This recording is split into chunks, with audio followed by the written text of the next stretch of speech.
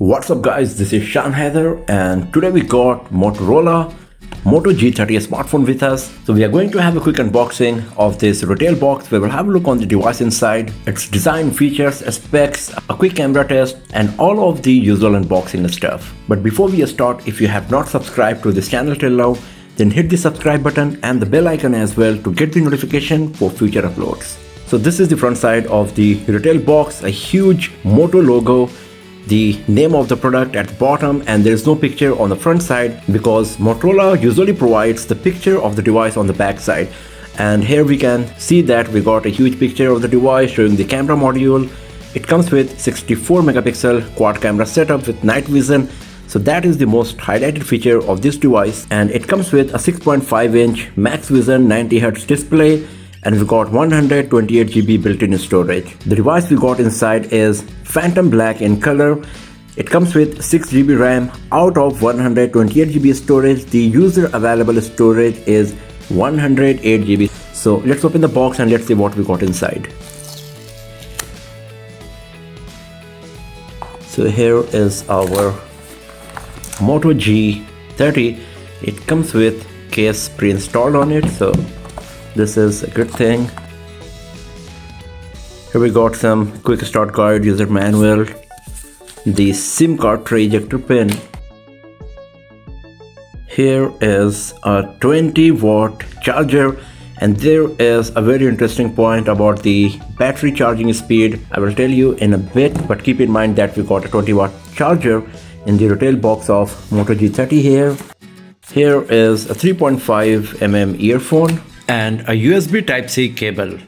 So these are the stuff we got inside the retail box of Moto G30, the smartphone, the back panel case, a 3.5mm earphone, USB Type-C cable, quick start guide, warranty information, safety guides, whatever, the SIM card tray ejector pin and a 20-watt charger. So first of all, I am going to remove this back panel to have a better look on the body of the Moto G30.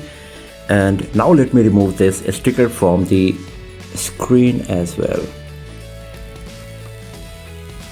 So here is the Motorola Moto G30 in Phantom Black. Let's switch on the device, and while it's booting up for the very first time, let me tell you about few of the specs of this device. So it comes with Qualcomm Snapdragon 662 processor. We know that it got 6 GB RAM, 128 GB storage. We got a 6.5 inch HD plus screen with 90 Hz refresh rate. So the PPI we are going to get is 269 PPI. The aspect ratio is 20:9 because we got a tiny notch here. It comes with 5000 mAh battery, and the battery charging speed is 15 watt only. But we still got a 20-watt charger in the box. So this is the interesting thing that I was going to talk about, the battery charging speed, that even though the charging speed is just 15 watt, for some reason Motorola is providing a 20-watt charger in the retail box of Moto G30. So now I'm going to go through all of these settings, and after that we will have a detailed look on the device.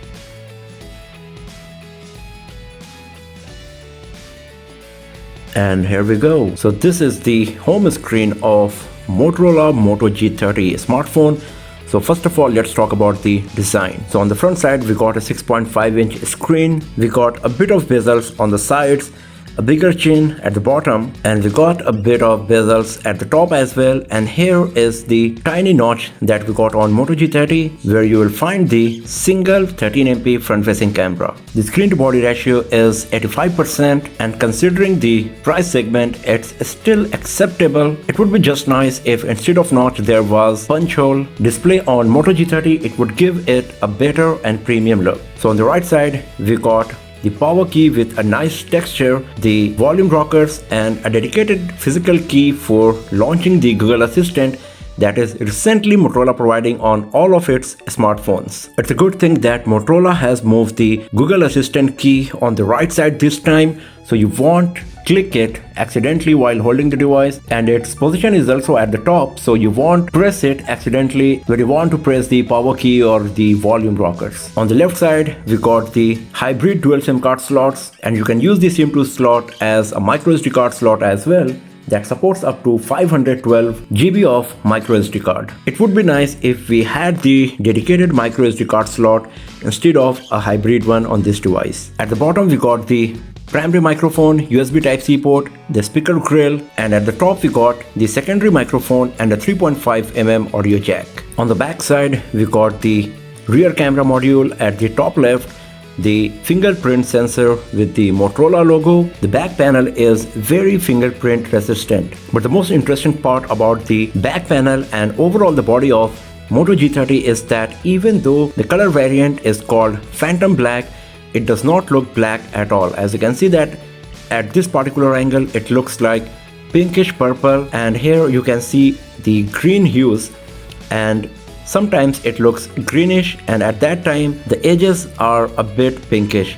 So it's not black for sure. It looks like the combo of purple, green and grey, and it looks very gorgeous because of the matte finish and the way the colors are changing on it at different angle. The same goes with the sides as well. As you can see, this part is greenish, here it's a bit pinkish purple.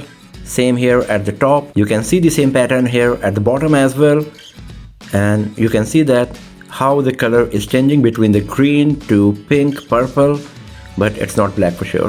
With 9.1mm thickness, the device is a bit thick, but considering that we got a massive 5000 mAh battery, it's still justified. The whole body is made of plastic and it weighs 197 grams, so it's not so heavy, and as you can see that we can use it easily with one hand without facing much issue.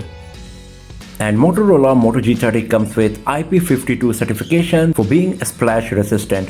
So overall, in terms of design and build quality, Moto G30 is a nice device. It looks way above its category and price segment for sure. Especially the back panel is very beautiful and premium looking. It would be just nice if the screen to body ratio was a bit better, and instead of notch we had the punch hole display. Now talking about the screen and display quality, we got a 6.5-inch HD plus screen with 269 ppi, 85% screen to body ratio and 20:9 aspect ratio because of this notch here. The most highlighted point is that we got a 90Hz refresh rate on this device. So this is kind of impressive considering the budget segment of Moto G30. The 269 ppi is not much, but still the display quality is good enough for daily usage, and it looks quite sharp as well. The viewing angles are also very nice. It would be just better if the bezels were a bit thinner and the screen to body ratio was a bit better. Talking about the brightness, this is the maximum brightness we got on Moto G30, and it looks quite bright for sure, as you can see here, but we will see how good it's going to be in the bright sunny outdoors, and we will talk about in our detailed review of Moto G30. But at the first glance it's looking pretty good, and this is the lowest brightness level, and this is also very nice, so you can use this device in low light situation without putting a strain on your eyes if you are not using the night mode. And the touch screen sensitivity is pretty nice as well, and as you can see the 90Hz refresh rate is doing its job quite well here also. You can also select manually whether you would like to go with 60Hz or the 90Hz, and if you want you can select the auto to let the device decide what is the best frame rate depending on your activity. Talking about the software part, the device comes with Android 11 and Motorola's very own MyUX that is very close to the stock Android experience. Except Motorola's Moto and the camera application, everything else we got on the home screen is basically Google application.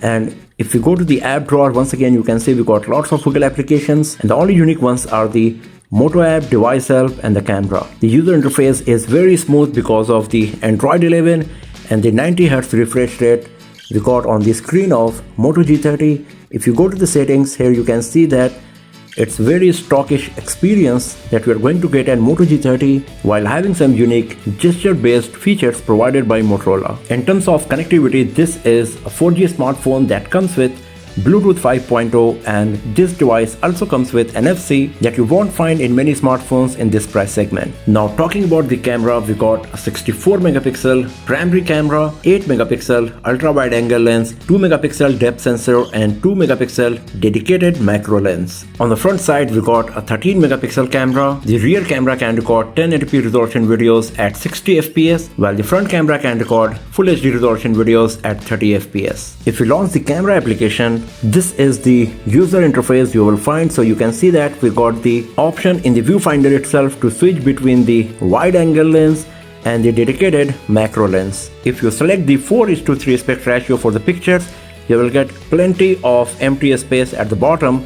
And here you can see that we got the video mode, under which once again you can record the videos in wide angle, and also in the macro mode. In the macro mode, the video resolution will be squeezed to HD only, and if you tap on this arrow icon, you will get lots of options that you can use for the video recording. If you are in the photo mode, then once again you can use all of these options to turn on off the flash, use the timer, turn on the active photos mode, and switch between the aspect ratios. If you tap on these three lines here, then you will get all of the options available for you for your videos and the pictures, and we will have a look on all of them in the detailed camera review of Moto G30. But here you can see that we got the portrait mode, cutout mode, spot color, night vision, cinema graph, panorama, group selfie. There is dedicated ultra resolution mode for 64 MP imaging. We got live filter, and there is the manual pro mode provided as well. And for the videography, we got slow motion, time lapse, and the spot color. And all of these three options are also available for the front facing camera videography. Under the setting, once again, you will find some options that you can use for the imaging and videography purpose. You can turn on off the HDR for the front cam and also for the rear cam. And then you can do some customization depending on your preference. For example, you can use the watermark and all, and some AI based settings that you can use. So now let's take a few pictures of the standing little toy here in the auto mode, and let's see how good is the performance of Moto G30. So you can see that since the object in the picture is pretty small and the camera is close to it, it is asking me to switch to micro mode, but I'm not going to do that. We will have a look on the macro mode later. Let's try the macro mode now. So in the macro mode, it's facing a bit of issue in focusing. So let's have a look on the pictures that we have just captured. So this is the first picture that we captured using the regular mode, and it's quite nice. As you can see, lots of detail we are getting here and everything. All of these dirt and dust and everything is very well visible on this picture, and everything is in focus properly as well. The color reproduction is also nice, very much close to the real object here. So this is quite nice for sure.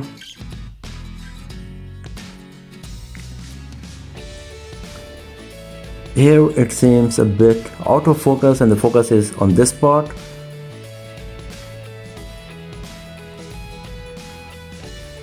This is very nice. Good amount of detail in everything, and everything is in focus. I tapped on the face and this part is totally in the focus, so it's very nice.